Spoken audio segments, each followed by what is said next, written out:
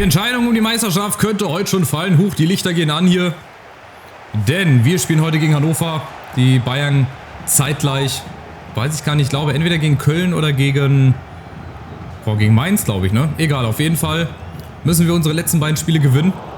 Und darauf hoffen, dass die Bayern noch zweimal ausrutschen, beziehungsweise heute verlieren. Und wenn wir gewinnen, sind wir auf der 1. Und dann können wir aus eigener Kraft Meister werden. Wahnsinn, das hätte ich vor 3 Spielen auch überhaupt nicht für möglich gehalten. Da waren wir 6 Punkte einfach hinten. Und waren schon abgeschrieben. Ich habe mich auf die Champions League fokussiert, wo wir im Finale sind übrigens, gegen Arsenal. Auch sehr gutes Rückspiel gegen Man City. Jetzt müssen wir aber hier unsere Hausaufgaben erledigen mit ein paar Änderungen. Larsson, Nagalo, linke Seite spielt ein Kunku. Ich bin sehr, sehr gespannt. Das wäre, wie habe ich so schön gesagt im letzten Part, der Kreis würde sich schließen, wenn wir in Augsburg Meister werden würden. Und Hannover braucht auch noch jeden Sieg. Die sind 16. Die streiten sich mit Hertha um den direkten Abstieg und um die Relegation. Und daher bin ich sehr, sehr gespannt. Hier geht es aber ein bisschen ruppiger zu. Ja, merkt man schon, Hannover, für die geht es um viel. Aber für uns natürlich auch. Ich hoffe, dass die irgendwann, also jetzt halten sie noch gut mit, dass irgendwann die Kraft vielleicht ein bisschen nachlässt. Und dass wir dann spätestens dann zuschlagen. Vorne Haraldsson leider am Abseits. War auch zu spät gespielt. Laufweg war okay, aber die Pässe, die kriege ich halt auch immer zu spät. Martin, faires Foul, war es ja nicht. Fairer Zweikampf, so. Und jetzt nach vorne. Boniface winkt schon. Hinten, da kommt Ugarte. Ja, einmal vorgelegt und das Tor! Und was für ein schönes. Ugarte, wichtig. Viertelstunde mit der Führung. Gleich mal die Bayern unter Druck setzen, dass die wissen, aha, wir sind noch da. Wir geben uns hier nicht geschlagen. Schöner Spielzug. Martin über außen. Boniface zieht so ein bisschen die Innenverteidiger raus und dann auch ein bisschen Glück mit der Latte. Braucht man manchmal auch. Schön mitgenommen. Erster Kontakt und dann zack. Reingehämmert, reingewuchtet. Saisontor Nummer 3 erst. Aber vielleicht sein wichtigstes. Vielleicht reicht es ja zur Tabellenführung. Das wäre das größte Wunder in meinem Karrieremodus. Ich habe schon viele Meisterschaften verspielt. Ja, spontan kommt mir da die Karriere mit Juve hoch. Gegen AC Mailand. 10 Spieltage vor Schluss sah ich aus wie der sichere Meister und habe es dann doch noch verspielt. Dann natürlich mit Frankfurt hier letzte Saison. Es wäre so genial. Es wäre so genial. Dann noch das Champions League Finale und dann hätten wir einen rundum perfekten Abschluss und dann kann EA FC 25 bald beginnen. Dann geht's da wieder weiter. So, nächste Chance. Martin, diesmal da, wohin gehört, als hängende Spitze. Kadiolu. Fratesio, hätte fast einen Elfmeter gegeben, dann schießt er halt aus der Position, ja. Schön 4-5 Meter vorbei. Mosquera im Tor. Und Hannover ist halt jetzt auch gefragt. Die können sich logischerweise dann auch nicht hinten reinstellen. Wenn sie müssen, jetzt, ne, rein theoretisch, die Hertha würde führen. Wäre für Hannover auch nicht gerade unbedingt gut, aber wir machen das schon. Wir spielen mal über den Flügel. Ich glaube, Hannover hat... Was haben die für eine Formation? 4-1-2-1-2, so haben sie meistens immer gespielt. Vielleicht ist es aber auch eine Fünferkette, Dreierkette, keine Ahnung. Auf jeden Fall haben sie gleich das zweite Tor. Schade. Wenn das Tor 2 Meter weiter rechts gestanden hätte. Schade. Schöner Pfostenschuss. Und der nächste Angriff rollt vorne. Wieder Martin. Schade, hätte ich auch wieder direkt abgeschlossen. Jetzt haben wir sie da, wo ich sie haben will. Die ersten Minuten konnten sie nochmal ein bisschen mithalten, ein bisschen mitspielen. Und jetzt so Stück für Stück hoffe ich, dass die Kraft nachlässt. Vor allem nach einer halben Stunde. Ne? Also wenn bei einem Profi in einer halben Stunde, wenn sich eine Verletzung ist, die Kondition schon nicht reicht, dann ist irgendwas schief gelaufen. Und bei uns läuft jetzt auch irgendwas schief in der Verteidigung. Wenn Hannover hier die Chance hat. Aber Kanisic im Tor. Ein ums andere Mal. Der hat das auch gegen City Weltklasse gemacht. Eine seiner besten Spiele für uns. Hat da unmögliche Sachen rausgeholt. Genau, für so Spiele brauchst du dann halt auch mal so einen Mann hinten drinne. So, und jetzt Boniface. Schöner Ball. Oh, den hätte ich auf Martin querlegen müssen. Aber so Dinger kannst du auch mal direkt nehmen. Außer Luft raus, da können auch schöne Tore fallen. Hat Haraldsson ja letztes Jahr in der Champions League geschafft gegen Zagreb. Wunderschönes Tor nach dem Freistoß. Und hier fällt das nächste Tor nach der Ecke. Und mal wieder Boniface.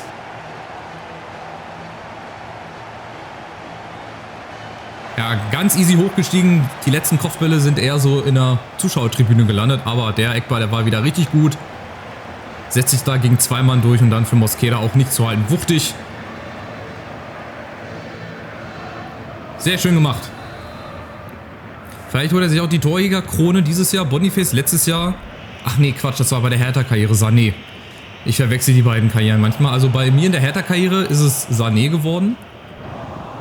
Ich weiß ja gar nicht, wann die letzte Folge rausgekommen ist von der Hertha-Karriere, aber die dürfte schon etwas früher draußen gewesen sein.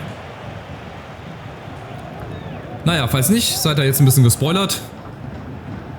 Aber mehr werde ich nicht verraten. So, die Leverkusener führen, aber von den Bayern habe ich noch nichts gelesen. Muss ja auch nicht immer was Schlechtes sein. Mal gucken, ob es zur Halbzeit gleich ein paar Ergebnisse gibt, aber die gibt es, glaube ich, meistens nicht. Die erfährt man immer erst am Spielende. Abu Bakar spielt bei Hannover. Oha. Hat Martin Kind ganze Arbeit geleistet. Hat die Million noch mal ein bisschen springen lassen. Nächste Chance. Boniface und Nkunku da für heute. Habe ich ihn aufgestellt. Viel Geschwindigkeit. Kann in die Mitte ziehen. Oh, da kommt keiner hinterher. Boniface ist hinten. Boniface. Schade. Ja, wir führen auch in der Höhe verdient. 2-0. Hätte vielleicht noch ein Tor mehr sein können. Aber Hauptsache erstmal die Führung. So, dass wir die Bayern unter Druck setzen können. Ja, stimmt. Halbzeitergebnisse gibt es ja nicht. Genauso wenig wie die Einläufe am Anfang. Also das ist auch ein bisschen schade. Das hat auch irgendwie so ein bisschen den Vibe genommen. Das hat das ja immer ausgemacht, wenn die Mannschaften reingelaufen sind, wenn die Aufstellungen am Anfang gelaufen sind. Das hat EA so ein bisschen gekillt damit, diesen Vibe.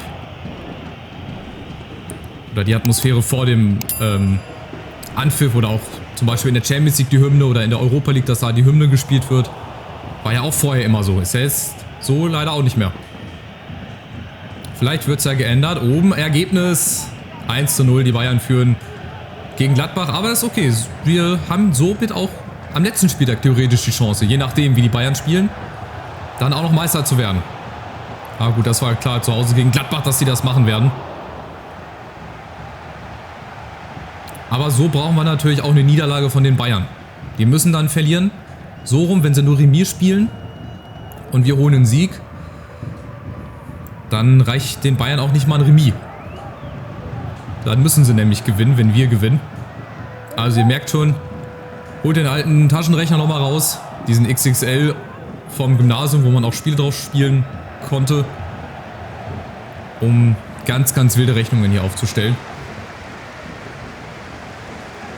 Und bei uns kommt Boniface, Nkunku, Kostic, oh, in den Rücken. Aber gut, das ist jetzt nicht weiter wild. Ich hoffe, dass wir dieses Spiel gewinnen. Egal wie, ich hoffe, dass wir das jetzt hier nicht noch verlieren. Und Gladbach oben, die gleichen aus. Durch Robin Hack, Wahnsinn. Die kriegen tatsächlich noch Schützenhilfe. Stand jetzt, steht es 1:1. Stand jetzt, wenn wir nur noch einen Punkt hinter den Bayern. Ereilt uns dieses Jahr das Schicksal nur umgekehrt, dass wir dieses Mal in letzter Sekunde Meister werden.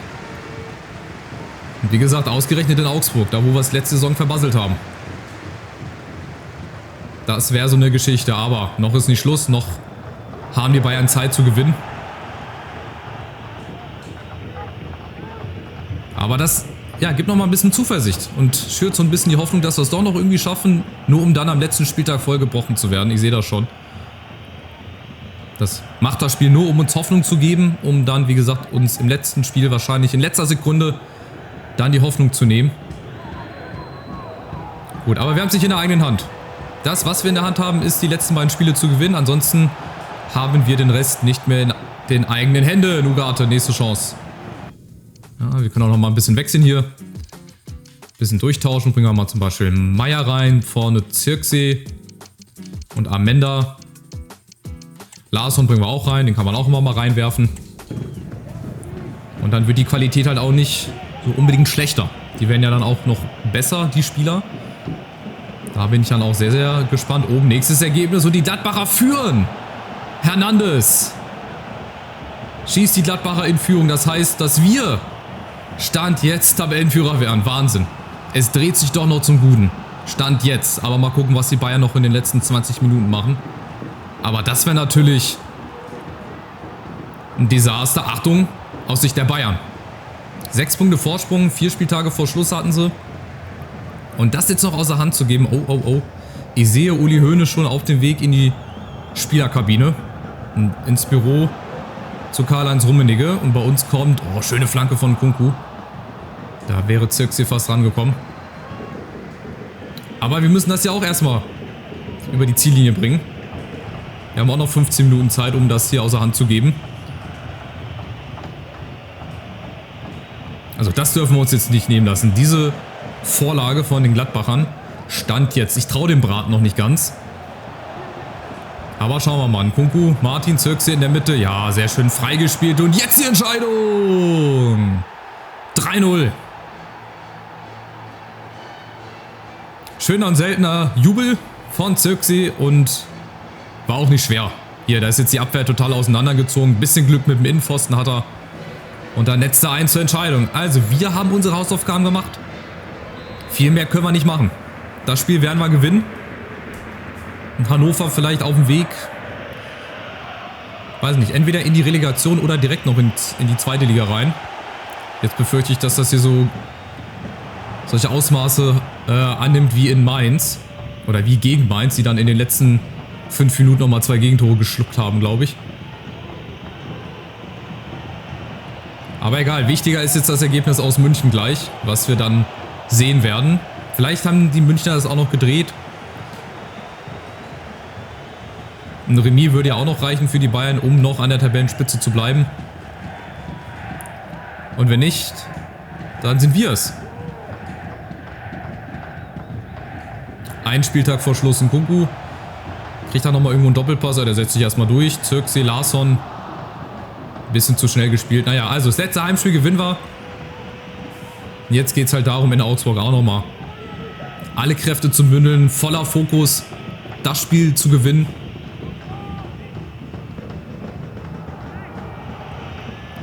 Und dann vielleicht sogar noch in der Champions League sich zu krönen. Also wie gesagt, damit hätte ich am wenigsten gerechnet.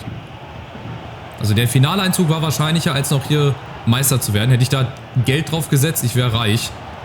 Wirklich, wirklich reich. Wenn er das noch irgendwie getippt hätte, ist Kalisic nochmal mit einer Parade. Nkunku klärt nochmal. Martin, das dürfte hoffentlich auch dann bei 0 Gegentoren bleiben. Oder, schauen wir mal. Meier ist dazwischen, Nachspielzeit läuft. Und jetzt war ich schon ganz gespannt auf den Schluss. Ich will das Ergebnis wissen aus München. Das ist nämlich viel wichtiger als das Ergebnis, was wir hier jetzt haben. Wir haben gewonnen, auf jeden Fall. Fragt sich nur 3 oder 4-0. 4-0.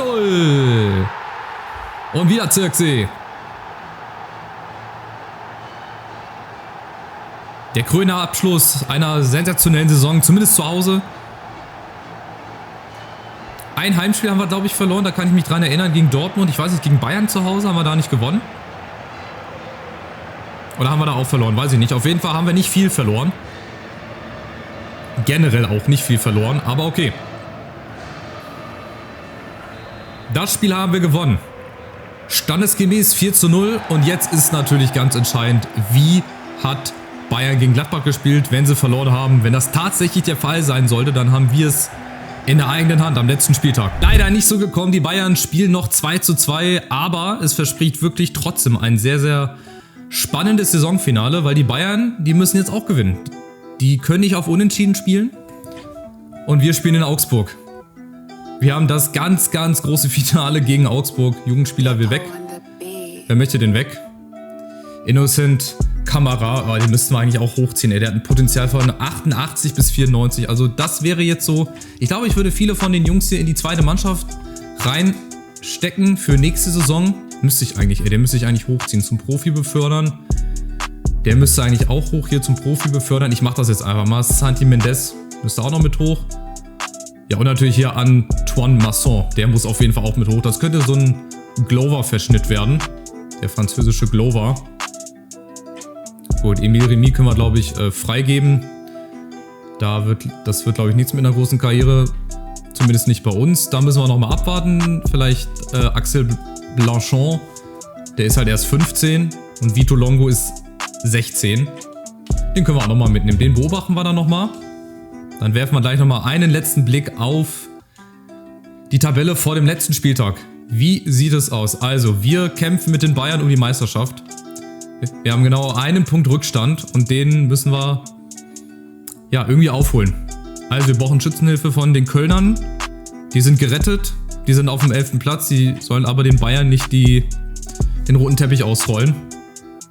Und wie gesagt, vielleicht schließt sich der Kreis. Sieg in Augsburg und Niederlage oder Unentschieden der Bayern und wir sind Meister. Am letzten Spieltag, Wahnsinn, wie krass wäre das. So, dahinter Dortmund und Leverkusen spielen dann in der Champions League. Union streitet sich mit Leipzig noch darum, wer in der Euroleague spielt und wer in der Conference League spielt. Dahinter geht nichts mehr. Unten, oh, ist auch noch nichts entschieden. Ja, Paderborn gewinnt auch mal wieder ein Spiel, oder? Haben die gewonnen? Gegen Mainz, tatsächlich. Haben also die Chance in Freiburg, wenn sie da gewinnen. Und Hannover gleichzeitig gegen Bochum nicht gewinnt, auf den Relegationsplatz zu springen. Da entscheidet sich also auch noch ein bisschen was. So, also letzter Spieltag. Dann gucken wir natürlich wieder ein bisschen auf die anderen Ligen. Schauen da vorbei, wie sich die anderen Mannschaften geschlagen haben. Und dann bereiten wir uns vor auf das Champions League Finale gegen den FC Arsenal. Wow, hätte ich nie gedacht, dass wir die Chance noch haben auf die Meisterschaft am letzten Spieltag. Dürft ihr nicht verpassen. Macht's gut. Ciao, ciao.